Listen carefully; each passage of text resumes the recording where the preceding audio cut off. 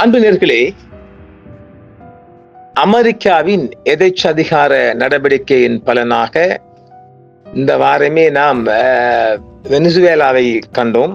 இப்பொழுது 11 நாட்களையும் தாண்டி ஈரானுக்குள் ஒரு இலங்கையின் அறகலை ஒன்று நடைபெற்ற வண்ணமே இருக்கின்றது.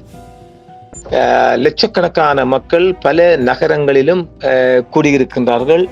இஸ்பஹான் சிட்டில மட்டும் லட்சக்கணக்கானவர்கள். ஆனால் சில ஈரான், இப்ப நாம் நடுநிலையாகத்தான் நம்ம சொல்லலாம், ஈரான் ஆதரவு கொண்டவர்கள் சொல்லுகின்றார்கள், அரசுக்கு ஆதரவான ஆர்ப்பாட்டங்கள் வெளியில் வராமல் அது அரசுக்கு எதிராக ஊடகங்கள் காட்டுகின்றன என்று. அது உண்மை. ஏனெனில் இந்த அதாவது இந்த ஐரோப்பிய அமெரிக்க ஊடகங்கள் அத்தனையும் ஒரு மிகவும் மோசமான முறையில் ஈரான் அதிபர் தப்பியோட போகின்றார். அதிலேயும் ஒரு யூடியூப்காரர், அதெல்லாம் இந்த முஸ்லீம், அதாவது இந்த முஸ்லிம்களுக்கு புதிதாக வந்தவர்கள் எல்லாம் இந்த முஸ்லிம்களின் உணர்ச்சிகளை எல்லாம் அவ்வளவு மெத்தனமாக இடை போடக்கூடாது. உலகம் முழுவதும் அமெரிக்காவுக்கு எதிரான சக்திகளுக்காக மிக அதிகமாக மக்கள் நம்புவது ஈரான் நாட்டை மாத்திரம்தான்.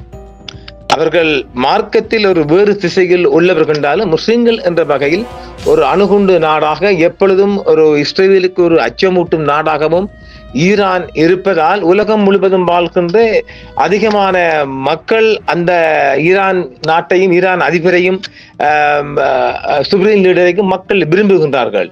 இனி மிக கூடுதலாக உள்ளூருக்குள் இப்பொழுது அமெரிக்காவின் சதி மூலம் அதை தான் நாங்கள் சொல்லலாம், 11 நாட்களாக தொடர்ச்சியாக ஆர்ப்பாட்டங்கள் நடைபெற்று வருவது உண்மை. துப்பாக்கி ஏந்திய இராணுவத்தினர் சுட்டுக் கொள்வது உண்மை. கிட்டத்தட்ட 40க்கு மேல கொல்லப்பட்டிருக்கின்றார்கள். அடக்குமுறை அதிகரித்தது உண்மை. அது உள்நாட்டு விடயம். இப்பொழுது அமெரிக்கா, நாங்கள் பலி எண்ணிக்கை தொடர்ந்தால் நாங்கள் ஈரானுக்குள் பாடம் படிப்போம், நுழைவோம் என்றெல்லாம் ட்ரம்ஸ் மாமும் அச்சங்காட்டுது.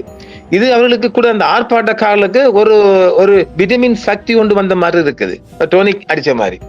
ஆக இந்த வல்லரசுகளின் ஆதிக்க சக்திக்கு எதிராக நின்று பிடிக்கும் ஒரே நாடு அமெரிக்கா, இஸ்ரேலுக்கு அச்சமில்லா நாடு ஈரான். எப்பொழுது ஈரான் அதிபர் தப்பியோட போகின்ற அவர் குடும்பங்கள் அமர்ந்து ஒரு யூடியூபரே வந்து சொல்லிக் கொண்டிருக்கிறது, மிகவும் கேவலமான கருத்தாகவும் முஸ்லிம்களை கொச்சப்படுத்துவதாக அமைகின்றது. அது கடைசி வரையும் அவர் அப்படியெல்லாம் போக மாட்டார் என்றும் ஈரான் செய்திகள் சொல்லுகின்ற, நம்ம சொல்லல, அது கடைசி வரையும் பார்க்கலாம். அதை இவங்க வந்துகிட்டு சொல்லக்கூடாது, அதெல்லாம் முஸ்லிம் ஆட்கள் சொல்லணும். இது நான் முஸ்லிம்கள் வந்து சொல்லுவதெல்லாம் ஏற்றுக்கொள்ள முடியாது. தொழுதால் மட்டும் ஒரு முஸ்லிம் அல்ல, முஸ்லிம்களின் உணர்வுகளை உணர்வு ரீதியாக உணர்ந்தவர்கள் தான் இதை பற்றி சொல்ல முடியும். இதுக்கு மேலே நாம் சொல்ல போனால் படு மோசமாக எல்லாம் சொல்லலாம், அது தேவையில்லை. முஸ்லிம்களின் உணர்வுகளை யூடியூபர்கள் கொஞ்சம் புரிஞ்சு கொண்டு செய்யணும். மிக அதிகமாக முஸ்லிம்கள் மட்டுமல்ல, பொதுவாக மக்களின் உணர்வுகளுக்கும் மதிப்பளித்து செயல்பட வேண்டும் என்பதுதான் எமது கோரிக்கை. அவர்கள் அதற்கெல்லாம் செவிசாய்க்கணும். வெறும் லைக்ஸ் வர வேண்டும், வியூஸ் வர வேண்டும் என்றதுக்காக இல்லாத சொல்ல எல்லாம் சொல்லிட்டு அள்ளிட்டு வரக்கூடாது என்பதும் எமது கருத்து. இதுக்கு மேலேயும் நாங்கள் பார்க்கலாம். ஈரானில் உள்ள போராட்டக்காரர்கள் நேற்று அதிகாரிகளை மீறி தலைநகர் டெஹ்ரானிலும் சிறிய நகரங்களிலும் வீதிகளில் இறங்கி அரசாங்க எதிர்ப்பு கோஷங்களை எழுப்பினர். வன்முறை, ஒடுக்குமுறை நடந்து வரும் நிலையில் குறைந்தது 36 பேர் கொல்லப்பட்டதாக ஒரு மனித உரிமை அமைப்பொன்றும் சொல்லுது. என்ற மிக மோசமாக போராட்டம் நாடு முழுவதும் பரவ வாய்ப்பு இருக்கு. நம்மெல்லாம் கொழும்பெல்லாம் பார்த்திருப்போம் அரகலை, ஆனால் இது நாடு முழுவதும் பரவுவதற்கான வாய்ப்பு இருக்கு. சமூக ஊடகங்களில் வெளியிடப்பட்டு செய்திகளால் சரிபார்க்கப்பட்ட வியத்தகு வீடியோக்கள் நேற்று தெஹ்ரானின் பிரதான பஜாரில் பாதுகாப்பு படையினர் கண்ணீர் புகை குண்டுகள் வீசுவதை காட்டுகின்றன. அதே நேரத்தில் போராட்டக்காரர்கள் பாதைகள் மற்றும் குறுகிய தெருக்களில் பாதுகாப்புக்காக போராடுகிறார்கள். சில இடங்களில் துப்பாக்கி சூடுகள் சத்தங்கள் கேட்கின்றன. மேலும் இஸ்லாமிய குடியரசின் மிக உயர்ந்த அதிகாரியான உச்ச தலைவர் அயத்துல்லா அலி கமேனிக்கு எதிராக எதிர்ப்பாளர்கள் நேரடியாக கோஷங்களை எழுப்புவதையும் பார்க்க முடிகின்றது. அவர் அலி கமேனிக்கு எதிராக மிச்சம் போராட்டம் சூடுபிடித்து இருக்குது. இல்ல, அது நீண்ட காலமாக உள்ளுக்குள்ள ஒரு பனிப்போர் அமைத்திருந்தது உண்மை. அதெல்லாம் உண்மை. அவங்கள நடக்கிற விடயங்களை நாம மறக்க முடியாது. ஆமிகள் ஒரு பக்கம் நிற்பதும், பெண்களுக்கு எதிரான அடக்குமுறை எல்லாம் இருக்கிறதெல்லாம் அது உண்மைதான், அது நாங்கள் இல்லைன்னு சொல்லக்கூடாது. ஆனா அதுக்காக கொச்சைப்படுத்தும் வகையில் ஈரான் சுப்புலிட தப்பி ஓடப்படுறான்னு இவங்க வந்து தமிழ்ல சொல்லிக் கொண்டிருக்கிறாங்க. கேவலம் கட்டதுகள் இதெல்லாம் உரிச்சு எடுக்கலாம் வேண்டாம், பாவம், மன்னிப்போம். தெற்கு நகரமான சுராஷில் பாதுகாப்பு படைகள் மீது ஒரு நபர் தற்காலிக தீப்பிழம்பு எரிபொருளை பயன்படுத்துவதையெல்லாம் வீடியோ காட்டுகிறது. ஒப்பீட்டளவில் மிதவாதியாக கருதப்படும் ஜனாதிபதி மசூத் பெசஸ்கியன் கடந்த வாரத்தில் போராட்டக்காரர்களின் கோரிக்கைகளை கேட்க வேண்டும் என்று அழைப்பு விடுத்தார். மேலும் எதிர்ப்பு இயக்கத்தின் தலைவர்களை சந்திக்க உள்துறை அமைச்சரையும் அவர் கேட்டுக் கொண்டிருந்தார். ஆனால் நாட்டின் தலைமை நீதிபதி கோலம் மொசைனி, அதாவது அந்த நாட்டின் தலைமை நீதிபதி கோலம் மொசைனி புதன்கிழமை இன்று இஸ்லாமிய குடியரசுக்கு எதிராக எதிரிக்கு உதவுகளுக்கு எந்த கருணையும் இருக்காது என்று எச்சரித்தார். நாட்டை சீர்குலைக்க இஸ்ரேலும் அமெரிக்காவும் கலப்பின முறைகளை பின்பற்றுவதாக குற்றம் சாட்டிய அஜய் கலவரங்கள் மற்றும் அமைதியின்மைக்காக வீதிகளில் வருவர்களுக்கு எந்த மன்னிப்பும் இல்லை என்று அதிகாரப்பூர்வமாக தெரிவித்துள்ளார். இந்த கலகத்தை அதை மெருகூட்டுறவங்க தானே அவங்க எல்லாம் வீடியோக்கள் மூலமாக, நம்ம ஊர்லயும் பார்த்தோம்ல, வீடியோக்கள் மூலமாக எடுத்து நீதிமன்றத்தில் நிச்சயமாக தலை வெட்டப்படும் என்பதால் அந்த உத்தரவு நிச்சயமாக அது நடக்க வாய்ப்பு இருக்குது. இனிமேல் இஸ்லாமிய குடியரசுக்கு மக்களின் அமைதிக்கும் எதிராக எதிரிக்கு உதவுகளுக்கு எந்த கருணையும் இருக்காது என்றும் தலைமை நீதிபதி இன்று புதன்கிழமை எச்சரித்திருக்கின்றார். ஆனால் ஆர்ப்பாட்டக்காரர்கள் பரவலாகவும் பெரும்பாலும் தலைமை இல்லாதவையாக, அது ஒரு லீடர்ஷிப் இல்லாம கண்ட மாதிரி ஓட்டி போறாங்க. இங்க அரகல அதாவது என்ன, அது ஒரு இஷ்டம் தான் செய்யப்பட்டுச்சு. அதாவது ஒரு வரவு முறையில அங்கே அப்படி இல்லை, ஹாஸ்பிட்டல தாக்குறாங்க, பொதுமக்களை தாக்குறாங்க. அதாவது ஒரு அன்கண்ட்ரோல்ல போய் கொண்டிருக்கி நம்ம ஊர் அரகல் அப்படி இல்லை. கோல்பத்தில் இருந்து சும்மா அது நல்லா ஏகடியால நல்லா செய்யப்படுச்சு. நாம பண்றோமே இல்லையோ, அவர் நல்லாவே பண்ணினார். அதே மாதிரி ஈரானுக்குள்ள அரச படைகள் செய்த இல்லையோ, நல்லாவே பசங்க செய்கிறார்கள். ஆனால் கடந்த வாரம் போராட்டக்காரர்களுக்கு எதிரான வன்முறை தொடர்ந்தால் அமெரிக்கா தலையிடும் என்று ஜனாதிபதி டொனால்டு ட்ரம்ப் எச்சரித்த போது எதிர்ப்பாளர்களுக்கு எதிர்பாராத ஆதரவு வழங்கப்பட்டது. இருப்பினும் அமெரிக்கா என்ன நடவடிக்கைகள் எடுக்கக்கூடும் என்பதை குறிப்பிடவில்லை. அதாவது அது ஒரு டொனிக் தான். நாங்க இருக்க நாங்கள் மருவம் பார்த்துக்கொள்ளலாம் தெரியுமா, இந்த மாதிரி தானே அது. அதே மாதிரி தான் அரங்கல் இங்க நடந்த போது இங்க உள்ள ஜூலியம்மாவும் நல்லாவே செஞ்சாவே எச்சரிக்கை கொடுத்தா, கவர்மெண்ட்டுக்கு பணிந்தா, ரணில் வந்தது பிறகு திருப்பி மாறி போட்டு அரகலக்காரங்களுக்கு எச்சரிக்கை கொடுத்தா, நல்லாவே பண்ணினா. ஆனா அதே மாதிரி அரகலக்காரங்கள் பண்ணினானே இல்லையோ, அந்த அம்மா நல்லாவே பண்ணினா. ஈரானிய நாடாளுமன்ற சபாநாயகர் முகமது பாகர் அலிபாய் ட்ரம்பின் தலையீட்டு அச்சுறுத்தல் பிராந்தியத்தில் உள்ள அமெரிக்க தளங்களை சட்டபூர்வமான இலக்குகளாக ஆக்குவது என்று கூறினார். கடந்த கோடையில் இஸ்ரேலுடனான பேரழிவு தரும் 12 நாள் போருக்கு பிறகு எந்த ஒரு வெளிநாட்டு தலையீட்டிற்கும் ஏற்கனவே அதிக எச்சரிக்கையுடன் இருந்த அரசாங்கத்தின் மிகவும் கடுமையான கூறுகளின் சரி கோட்பாடுகளில் ட்ரம்பின் செய்தி ஊட்டப்பட்டதாக ஆய்வாளர்கள் கூறுகின்றனர். இந்த அமெரிக்க இராணுவமும் ஓரளவு இணைந்தது, இது நாட்டை நிலைகுலைய வைத்தது என்றும் சொல்லப்படுகின்றது. தெஹ்ரானில் தீவிர கூட்டாளியான வெனிசுவேலா தலைவர் நிகோலஸ் மதுரோவை வார இறுதியில் கைது செய்தது ஈரானிய அதிகாரிகளுக்கு இந்த பிரச்சனையை வெளிச்சம் போட்டு காட்டியதாகவும் ஒரு செய்தி தெரிவிக்கின்றது. அமெரிக்க தலையீட்டிற்கான வரம்பு என்னவாக இருக்கும் அல்லது அது எப்படி இருக்கும் என்பது முற்றிலும் தெளிவாக தெரியவில்லை. ஆனால் தெஹ்ரானில் உள்ள தலைமை கீழிருந்து வரும் உறுதியற்ற தன்மையை மட்டுமல்ல, வெளிநாட்டிலிருந்து வரும் இராணுவ நடவடிக்கையும் கையாளும் வாய்ப்பை பற்றி கவலைப்பட வாய்ப்புள்ளது என்றும் ஒரு செய்தி வருகின்றது. நீதித்துறை தலைவர் ஹாலாம் ஹுசைன் மௌசோனி அஜய் ஒரு தெளிவான எச்சரிக்கையை வெளியிட்டார். நியாயமான போராட்டக்காரர்களின் கோரிக்கைகள் கேட்கப்படும், ஆனால் அமைதியின்மையை உருவாக்குபவர்களின் மீது கடுமையாக கையாளப்படும் என்றும் அவர் எச்சரித்தார். தலைமை நீதிபதியான இப்ப மிக ஒரு அதிகாரத்தை கையில் இருக்கிற மாதிரி இருக்குது. நீதித்துறை தலைவர் ஹலாம் ஹுசைன் இந்த எச்சரிக்கையை தொடர்ந்து ஓரளவு இந்த ஆர்ப்பாட்டம் கட்டுப்படுத்தப்படவில்லை என்றால் நாடு முழுவதும் பரவி ஒரு அரசியல் மாற்றத்தை கொண்டிருக்க வாய்ப்பு இருக்கு.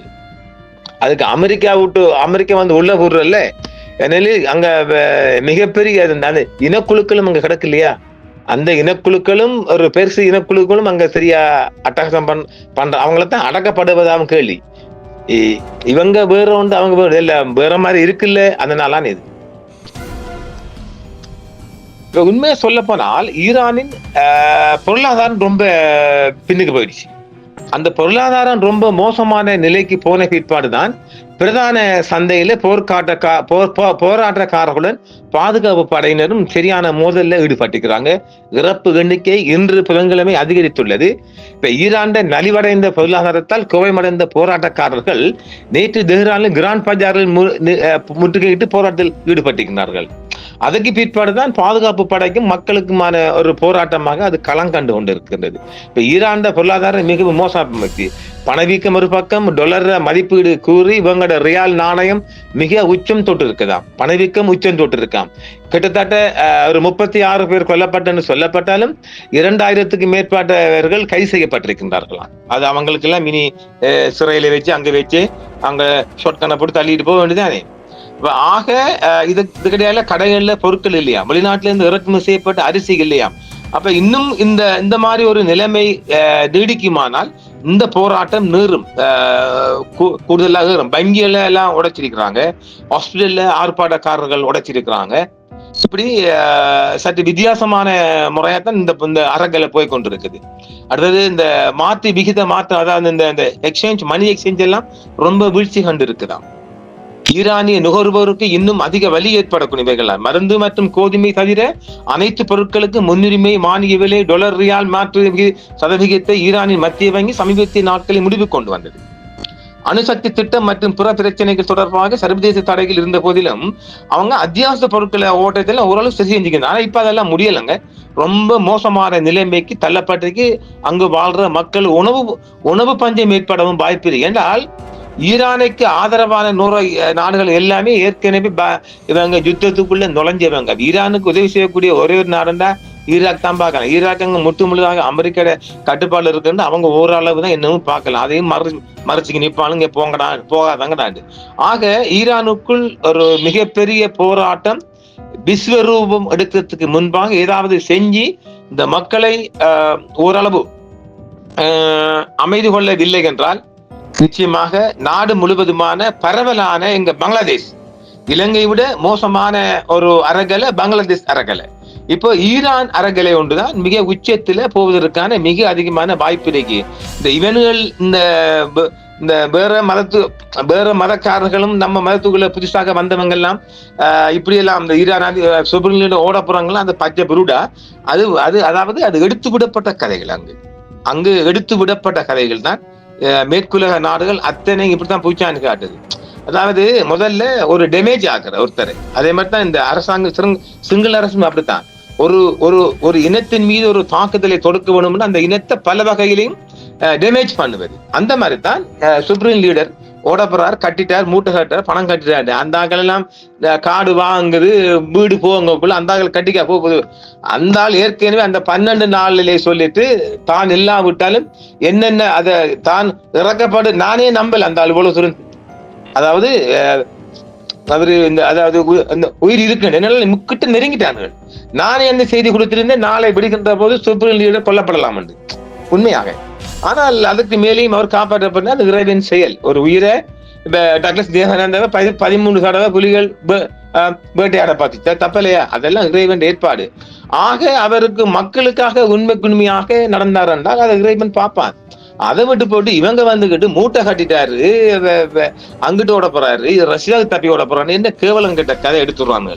அதுவும் பாருங்களேன், அதுல ஒரு தமிழ் யூடியூபரா மிக மோசமாக சொல்லி கொண்டிருந்தார். அது எனக்கு வந்துச்சு, நிறைய ஏகப்பட்ட மக்கள் அனுப்பியிருந்தாங்க எனக்கு. அதுல நாம சொல்ல போனா அது தனிப்பட்ட ரீதி தாக்குதலா மாறும். அது நமக்கு தேவையில்லை. என்றால் அப்படி இல்லை, அது போனது பிறகு சொல்லுவோம். அப்படி போனா பார்ப்போம். அவரு அசாத் பாஷா போனதை வச்சுதான் சொல்றாங்க அவங்க. அவர் போனோன்னு சரி, இவரோடு வேற அவருக்குள்ள அவர் வச்ச ராணுவம் இருக்குது, அவர் வச்ச ஜட்ஜ் சிஜே சொல்லி கொண்டிருக்கிறார், மிக கடுமையாக தண்டிக்கப்படுவார் என்று. ஏற்கனவே ஈரானி அதிபர் இங்கு கொல்லப்பட்டவர் கூட அவர் முன்னாள் நீதித்துறையில இருந்து சிஜே தான். அங்க சீஃப் ஜஸ்டிஸ் தான் மிக அதிகாரம் கொண்டவர் அங்க, பிரதம நீதியரசர். எனவே அவர் இப்ப இருக்கிறார், எல்லாத்தையும் ஓரளவு கொண்டு வர போல கட்டுப்படுத்தப்படும். ஆக ஈரானுக்குள் போராட்டம் அரகல நாளை விடிந்தால் 12 நாளாவது நடக்கத்தான் போகுது. ஓரளவு இந்த பொருளாதார அங்க என்னண்டா முதலாவது இந்த எக்கனாமிக் தான். எக்கனாமிக் கிரைசிஸ் அங்க கூடுதலா இப்ப நிக்குது. பொருளாதாரம் ரொம்ப பணவீக்கம், பொருளாதார தடை மற்றும் துயரங்களை பணவீக்கத்துக்கு காரணமாக பெசஸ்கினே தன் உரையில சொல்லார் ஜனாதிபதி. அது யதார்த்தமான உண்மை தான். அதையெல்லாம் உண்மையை பேசுவோம். அதை விட்டுட்டு கோழி இறைச்சிக்கு அதிகமா இருக்காம், சீஸுக்கு அதிகமா, பிரெட் கூட, இப்படி எல்லாமே உச்சகட்ட விலையா மாறி போகுது நம்ம ஊர்ல போலின் நின்றா போல. அப்ப ஆக அங்கதான் எரிபொருள் பிரச்சனை இல்லையே, உணவுப் பொருளுக்கு கடைகள்ல கோப்பட்டு நிக்கிற மாதிரி போலினுக்கு வந்தாலும் வந்துடும். இந்த போராட்டம் தொடர்ச்சியாக தொடருமானால் நிச்சயமாக ஈரானுக்குள் நம்ம ஒரு அறகொலையும் பங்களாதேஷின் அறகொலை ஒன்றும் நினைவுக்கு கொண்டு வரும். ஆக இப்ப பாதுகாப்பு படை முடிஞ்ச அளவுக்கு பாக்குறாங்க, அதை ஓரளவு கைதின் மூலம் கட்டுப்படுத்த பாக்குறாங்க. அமெரிக்கா அதுக்குள்ள இதுக்கு பூரா பொருள் அவன் இந்த உள்ளுக்கு அவன் வேற மாதிரி பூரா பார்ப்பான். அடுத்து அவன் இப்ப இல்லையே, திடீர்னு எந்த நிமிடமும் வரலாம், இதை வச்சு பூரா மாட்டான் பாவி, வேற லைன் இருக்காது, அது தானாக கொலை எடுப்பாங்க. எனவே ஈரானுக்குள் நடைபெறுவது அதிகமான உண்மைதான். ஆனால் பச்சை பொய் என்பது ஒருபோதும் ஈரான் அதிபர் தப்பியோட போவதில்லை. அது அடிச்சு சொல்லலாம். நாம செய்தியை அப்ப சொல்லி கொண்டிருந்தோம். கிட்ட நெருங்கினான்கள் இந்த 12 நாள்லையும் கூட இவர்கள் நெருங்கினான்கள், இஸ்ரேல்களை நெருங்கிச்சு. மிக மிக மோசமான ஒரு பங்கருக்குலாம் கொண்டு போய் தான் அவர் தப்ப வச்சார். அப்ப தப்புறதுக்கான மிக அதிகமான படை இருக்குது அங்க. அவர் ஐஆர்ஜியில மிக அதிகமான கண்காணிப்புல இருக்கிறார். இன்னும் என்னால் அவன் டார்கெட் அங்க இன்னும் உளவுக்காரங்க இன்னும் அங்க ஸ்பைஸ் இன்னும் முடியலையாங்க, அவன் கிடக்கால தானே. அப்ப அவங்க கடந்துட்டு தாவல் கொடுக்க ஒரு ஆளை கட்டுப்படுத்த கொண்டு வந்துக்கிறாங்க. ஆக அவர் தப்பி விட வேண்டிய தேவையும் கிடையாது. அவர் 80 வயசு கடந்த ஒருத்தர் தப்பி ஓடி என்ன செய்ய, அது ரஷ்யாவில் அவர் ஒரு மார்க்கம் முடிச்சவர், அவர் தொலைவிக்கக்கூடியவர். எனவே அது நடக்க பொருள் இவனுள்ள ஆசைக்கும் இவனுள்ள கூத்துக்கும் ஒருபோதும் ஈரான் சுப்ரீம் லீடர் அசைய போவதில்லை. அவர் இறந்தால் அந்த மண்ணில் இறப்பார், இல்லை என்றால் அவர் வழி நடத்துவார். அவர் ஏற்கனவே அந்த 13 தினங்கள் சண்டையின் போதே தனக்கு அடுத்தபடியாக இந்த சிஜி தான் பெற போன்றார். இப்ப நாம சொன்னமில்ல ஒரு சிஜியோட பேர் ஒன்று வாக்கி நுழைய, அவர் தான் அநேகமாக ஜனாதிபதியாக வர வாய்ப்பு இருக்குது மீண்டும். அதாவது சுப்ரீம் லீடர் போன்ற ஒருத்தர், சுப்ரீம் லீடர் போது இப்ப இருக்கிற சிஜி தான் அந்த, அதாவது யாரு பிரதம நீதியரசர் ஒருவர் தான் நாங்கள் பேர் ஒன்று சொன்னமில்லை, அவர் தான் வருவதற்கான மிக அதிகமான வாய்ப்பு. அது யாரு, ஹொசைனி எஜய்.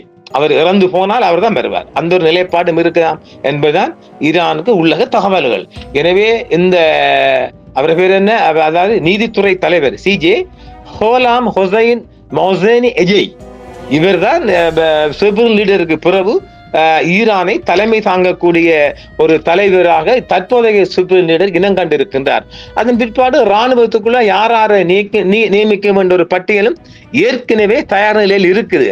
இதுக்குள்ள அமெரிக்கா வந்து அவரை பிடிச்சிட்டு போகுதோ, அவர் தப்பி ஓட போறான்னு சொல்லலாம், கனவுல உளறானுகள் லூசி பயில்கள். எனவே ஈரானுக்குள் நடப்பது முற்றிலும் உண்மையே. மீண்டும் ஈரானுக்குள் என்ன நடப்பது என்பதை அவதானித்து நாமும் அதை கவனிப்போம், சொல்லுவோம். மீண்டும் மற்றொரு நிகழ்ச்சியில் சந்திப்போம் நேர்களே. என்றும் உங்களுடன் சன்ரைஸ் இந்தியா டிவி. சப்ஸ்கிரைப் பண்ணுங்கள், பெல் பட்டனையும் கிளிக் செய்யுங்கள். உங்கள் ஆதரவே எங்கள் சேவை. ஆதரவு தாருங்கள், அரவணைப்போம். மறக்காம சர்ப்ரைஸ் பண்ணுங்க. தேங்க்யூ.